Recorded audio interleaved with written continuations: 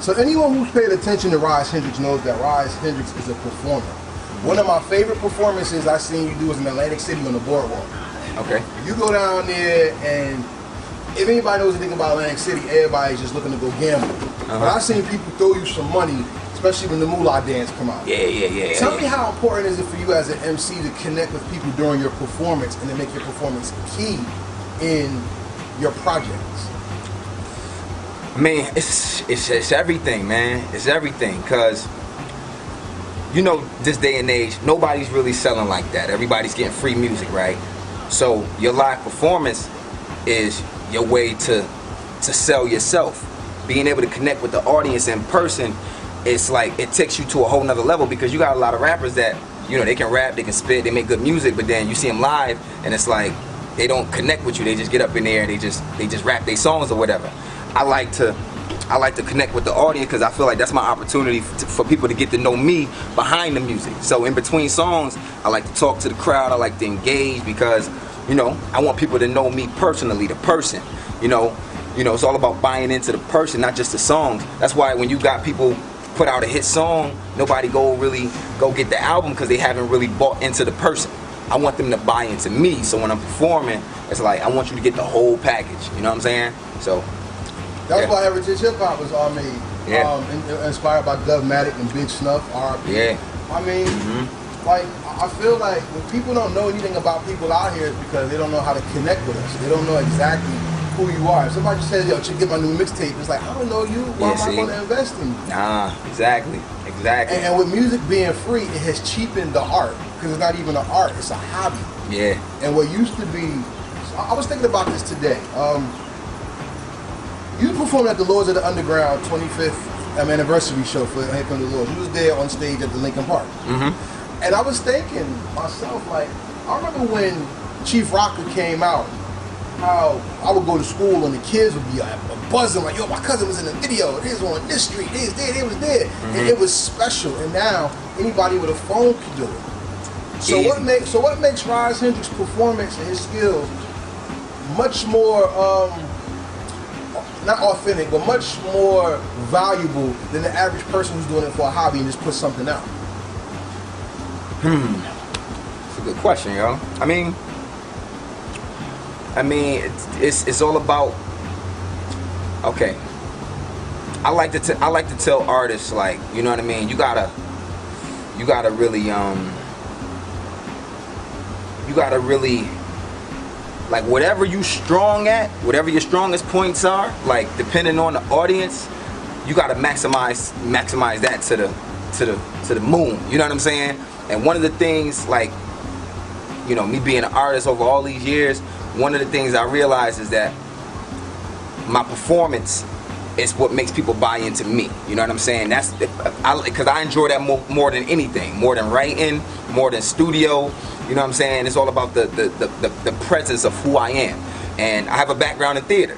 So acting in theater, you know, it teaches you to be big on stage. You have to be really present. You know what I'm saying? So that's what makes me different from every other artist. You know what I'm saying? Like, if you watch my videos, you see nothing but energy. You see me energy. I'm everywhere. I can't just be one place in front of the camera. Like, people have to follow me with the camera, because I'm using, like, the stage, because that's what I've been taught and trained, you know, coming from the theater. So, you know, that's what separates me from everybody. It's the acting background mixed with me as a musician. We're going to talk about that later. But I think, in my opinion, that you're a good artist, and I think you will make one hell of an executive. And the reason why I say that is because your attention to detail when you're on stage and your attention to detail when you perform will actually help somebody own their craft when they're on the stage. See, one thing about hip-hop is not only what you say, it's what you do. And that's what makes Busta Rhymes one of the greatest of all time. Because Busta Rhymes can spit, but when he hit that stage, not only Busta Rhymes, let's go traditional old school. Look at Run DMC. Run's house video. When Run hit the stage, not only did his voice carry, but his performance carried. And in today's world, you see Kendrick Lamar. It's not really him, but it's the theatrics that he uses on stage to capture the essence of the performance. Yes. So as a performer, You say you want to connect to the stage. What senses besides visual and audio do you want to hit with the audience? So not only do they see you and hear you, but how do you get them to feel you the same way? Feel me. Man, I get them to feel, you know, going back to what I was saying, talking to them. I like to speak to them. You know what I'm saying? I like to look at it like I'm having a conversation. Like we just enjoy, you know, we just enjoying ourselves. We at a party. You know, I'm the host of this party, but at the same time, I'm gonna talk to y'all. Like, yo, listen. You know what I mean? I'm gonna introduce songs. I'm gonna give the reason why I wrote this song, and yeah, just I present the songs as if, like, you know, I bring people into my world. I like to bring people into my world. I create a world that, you know, people are welcome to be a part of. You know what I'm saying? And like I said, when I write these songs, I write them in a fun manner where people get the full me. I'm free on stage. So the freer you are, the freer the people will be. You know what I mean? Like watching you perform. You know what I'm saying? And that's how I feel when I watch some of the greater performers. Busta Rhymes, you know what I'm saying? I love watching Busta. You know what I'm saying? Travis Scott, I don't know if y'all know who Travis Scott is, but he's another performer I enjoy watching. T.I., you know, when they're on stage performing, they make me a part of their world. I want to be a part of their world.